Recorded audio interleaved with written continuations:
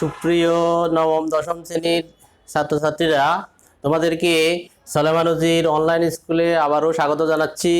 আমি বাবলুচন্দ্র দাস, সহকারী শিক্ষক গণিত। প্রিয় ছাত্রছাত্রীরা, আমি তোমাদেরকে গত ক্লাসে নবম দশম শ্রেণীর বিজ্ঞান বিষয়ের সপ্তম অধ্যায়ের অম্ল, ক্ষার ও লবণ অধ্যায়ের তোমাদেরকে আমি অম্ল এবং কি ক্ষার এই বিষয় নিয়ে আলোচনা করেছি। আজকে আমি তোমাদেরকে লবণ এই বিষয়ে আলোচনা করব। তো প্রিয় শিক্ষার্থীরা, চলো আমরা দেখি, বোর্ডে যাই, আলোচনা করি। দেখো শিক্ষার্থীরা, এটা একটা কি, তোমরা দেখো, এটা হলো একটা অ্যাসিড। তোমরা আগেই জানো, কারণ আমরা আগেই এই অধ্যায়ে অ্যাসিড বা অম্ল নিয়ে আলোচনা করেছি।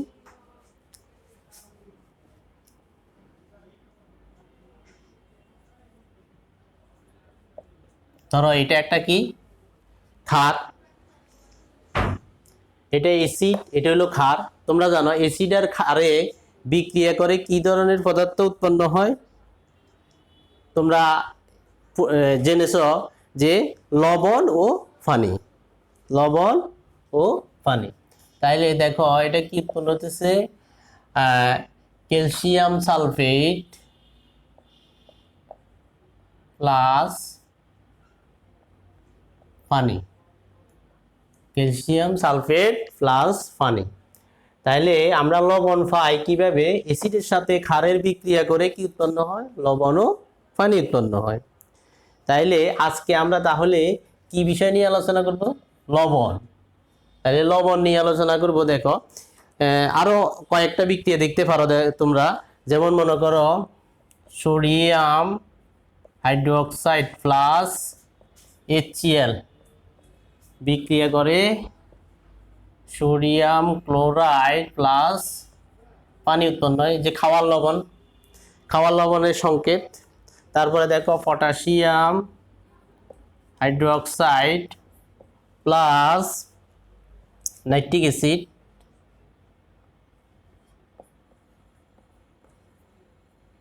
বিক্রিয়া করে potassium nitrate, potassium nitrate plus পানি উৎপন্ন হবে। অর্থাৎ এগুলো সবগুলাই কি? লবণ। তাইলে আমরা কিভাবে লবণ পাই সেটা আমরা দেখতে পেলাম। অ্যাসিড আর ক্ষারের বিক্রিয়া, এটা তোমাদের পূর্বে থেকেই জানা, অ্যাসিড আর ক্ষারের বিক্রিয়া করে লবণ উৎপন্ন হয়। তাইলে আমরা কিভাবে লবণ পাই দেখি, লবণ পাইতেছি সেটা আমরা জানলাম। এইবার কিন্তু যখন আমরা সংজ্ঞায়িত করব লবণকে, তখন আমরা লবণের সংজ্ঞায়িতটা একটু ভিন্নভাবে করতে হবে। সেই ভিন্নভাবে কি? অ্যাসিড আর ক্ষারের বিক্রিয়া করে লবণ পানি উৎপন্ন হয়। এটা কি ধরনের বিক্রিয়া আমরা একটু পরে এটা নিয়ে আলোচনা করব। আগে আমরা লবণ কি, আমরা যেহেতু লবণ নিয়ে লবণ কি সেটা নিয়ে আলোচনা করি। তাহলে আসো, এটার সংজ্ঞাটাও ভিন্নভাবে করা হবে। লবণটা কি?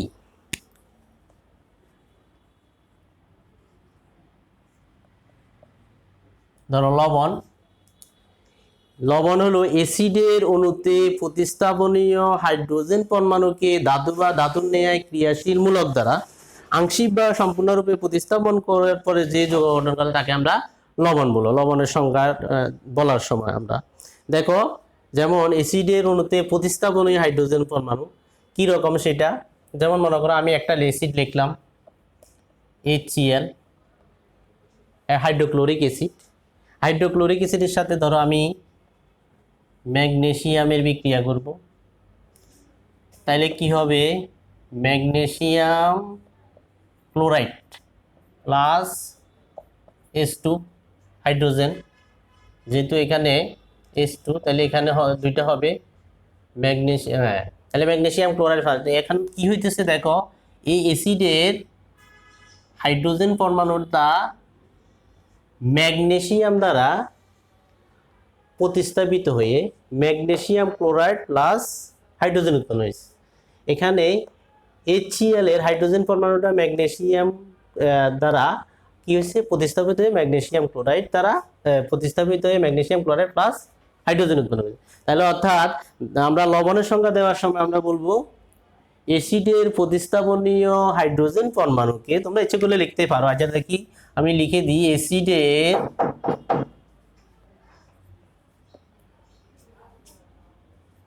প্রতিস্থাপনীয়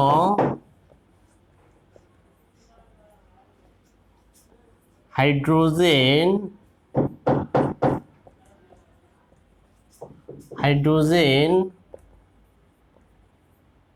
পরমাণুকে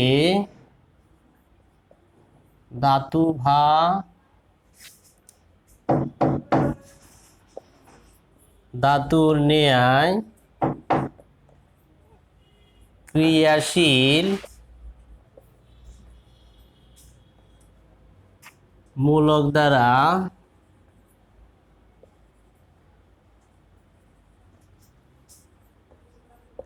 আংশিক বা সম্পূর্ণরূপে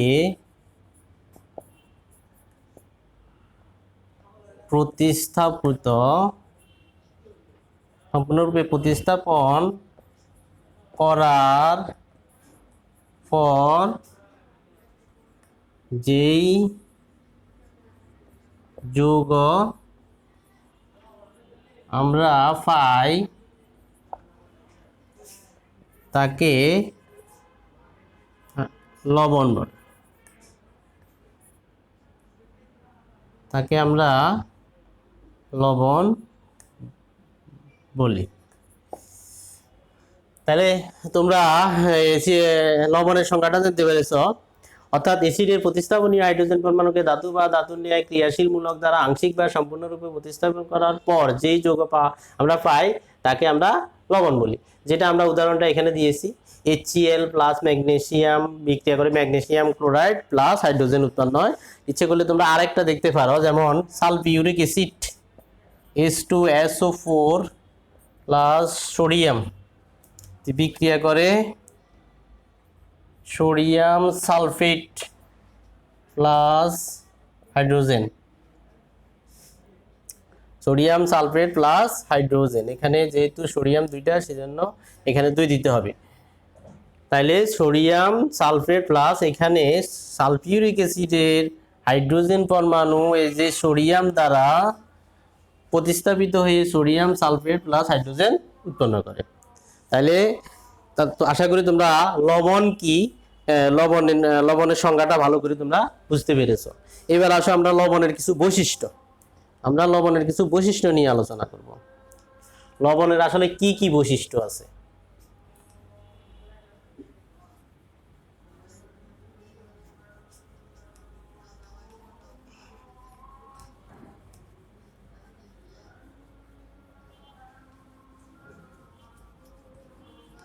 লবণের বৈশিষ্ট্য তোমরা প্রথমেই জানো, অ্যাসিড আর ক্ষারে বিক্রিয়া করে আমরা কি করেছি,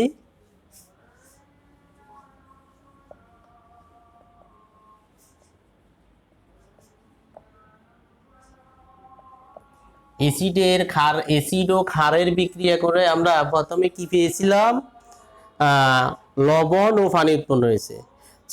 সেই জায়গায় লবণ ও পানি উৎপন্ন হওয়ার পর এটাকে আমরা প্রশমন বিক্রিয়া বলেছিলাম। তো তাহলে আমরা লবণের বৈশিষ্ট্য সমান বোঝা যায় যে লবণ একটি নিরপেক্ষ পদার্থ। লবণ একটি নিরপেক্ষ পদার্থ। সেটা কিরকম?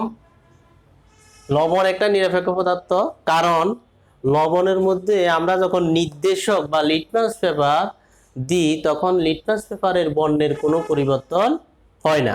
সেই জন্য লবণের একটি বৈশিষ্ট্য হলো লবণ একটি নিরপেক্ষ পদার্থ।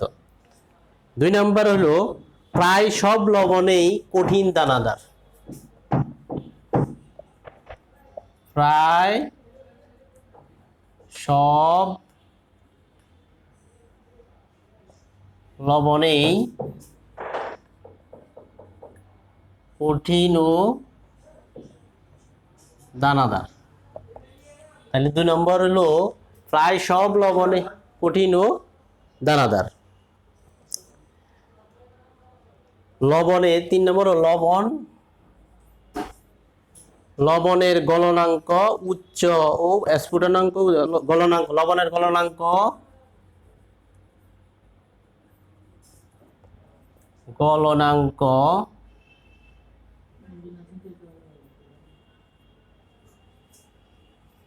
গলনাঙ্ক ও স্ফুটনাঙ্ক, লবণের গলনাঙ্ক স্ফুটনাঙ্ক খুব বেশি, অর্থাৎ লবণের গলনাঙ্ক ও স্ফুটনাঙ্ক বেশি।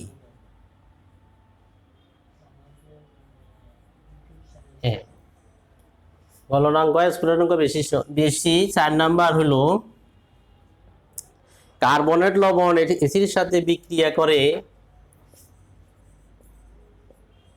কার্বনেট লবণ এসিডের সাথে বিক্রিয়া করে পুনরায় লবণ,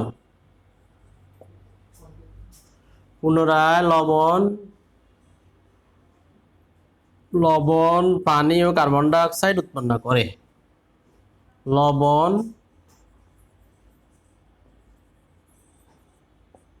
কার্বন ডাই অক্সাইড,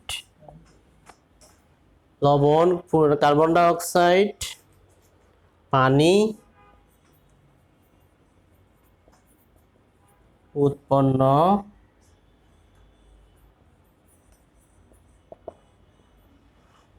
করে। 5 নাম্বার লবণের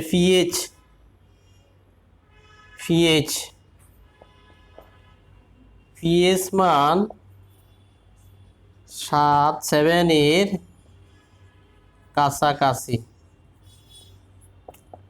7 এর কাছাকাছি। আবার 6 নাম্বার আমরা লিখতে পারি বেশিরভাগ লবণ এই পানিতে দ্রবণীয়।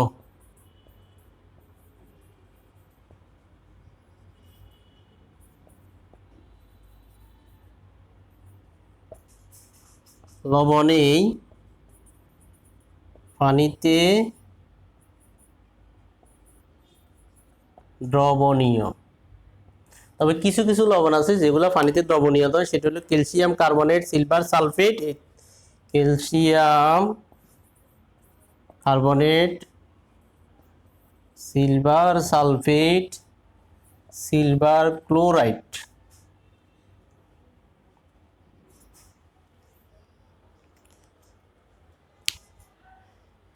তাহলে কিছু কিছু লবণ আছে যেগুলা বেশিরভাগ লবণই পানিতে দ্রবণীয়, তবে কিছু কিছু লবণ আছে সেগুলা পানিতে দ্রবণীয়, যেমন calcium carbonate, silver sulphate, silver chloride ইত্যাদি পানিতে দ্রবণীয় নয়। তাইলে দেখো তোমরা লবণের বৈশিষ্ট্যগুলো আশা করি বুঝতে পেরেছ। তাইলে এবার দেখো আমরা ভিন্ন প্রসঙ্গ নিয়ে আলোচনা করি কিছু। আশা করি তোমরা এগুলো লিখতে পেরেছ এবং বুঝেছো।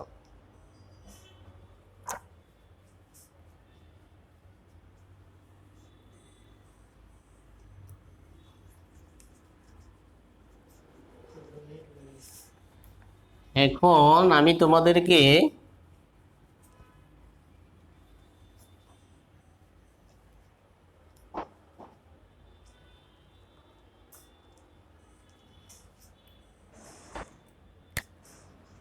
পড়ব, যেমন সোডিয়াম ক্লোরাইড লবণ কেন।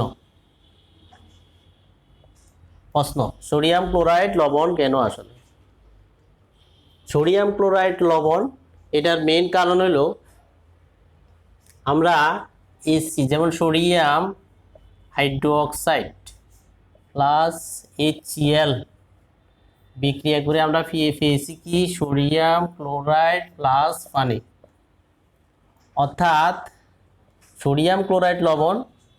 কারণ সোডিয়াম হাইড্রোক্সাইড এটা ক্ষারের সাথে অ্যাসিডে বিক্রিয়া করে লবণ ও পানি উৎপন্ন করছে।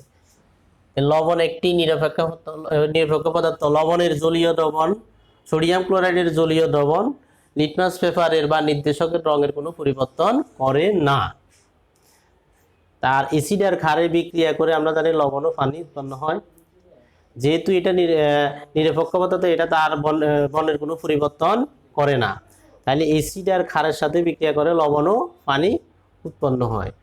তাহলে এটা লবণের ধর্ম। আমরা জানি অ্যাসিড আর ক্ষারের সাথে বিক্রিয়া করে লবণ উৎপন্ন হয়, সেই জন্য এটাকে আমরা ফসমন বিক্রিয়াও বলতে পারি।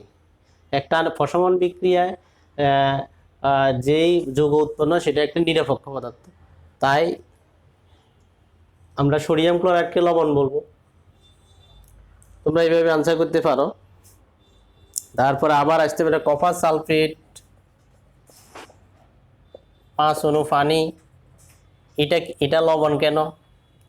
এটা লবণ কি কারণে লবণ? সালফিউরিক অ্যাসিডের H2SO4, সালফিউরিক অ্যাসিডের কপার হাইড্রোক্সাইড, সালফিউরিক অ্যাসিড আর কপার হাইড্রোক্সাইডের বিক্রিয়া করে তোমার কপার সালফেট 5 অণু পানি।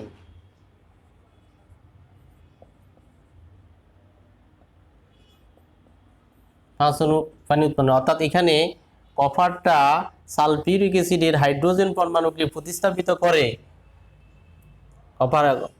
প্রতিস্থাপিত করার পরে এখানে কপার সালফেট এবং সাথে 5 অণু পানি উৎপন্ন করেছে। যেহেতু এটা হাইড্রোজেনকে প্রতিস্থাপিত করেছে, তাইলে এই যে কপার সালফেট একটা লবণ।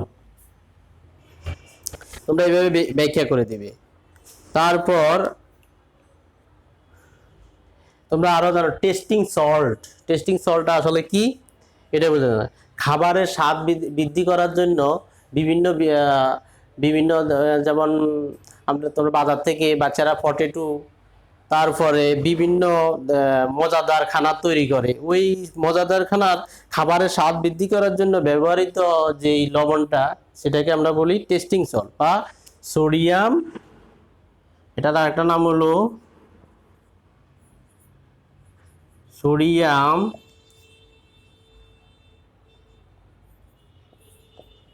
গ্লুটামেট। সোডিয়াম গ্লুটামেট এটা হলো টেস্টিং সল্ট, মানে এটা খাবারের স্বাদ বৃদ্ধি করে। তারপর আরো প্রশ্ন, কার্বনেট লবণ কি? কার্বনেট লবণটা কি, এটাও একটা প্রশ্ন থাকতে পারে অনেক সময়। যে সকল লবণ কার্বনিক অ্যাসিড বা কার্বন ডাই অক্সাইড থেকে তৈরি হয় তাদেরকে আমরা কার্বনেট লবণ বলি। যেমন মনে করো কার্বনিক অ্যাসিড বা কার্বন ডাই অক্সাইড থেকে H2CO2, কার্বনিক অ্যাসিড বা কার্বন ডাই অক্সাইড,